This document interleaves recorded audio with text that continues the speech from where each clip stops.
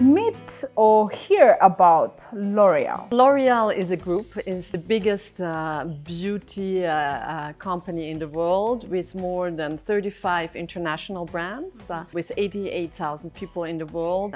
We have subsidiaries in more than 70 countries. L'Oreal is known for their engagement of women. What have you learned also as one of the top leaders who is a woman at L'Oreal? What I have learned is that you have to be a certain number of women so that culture really changes. What do you mean at L'Oreal when you say L'Oreal for the future? Our economies cannot be the economies that they are today. We have to change. L'Oreal has started already in 2012 to really, and 13 to lead the transformation of our business model that has led to an 81% reduction of our carbon footprint of our industrial activities. We have achieved a great deal, but much more needs to be done.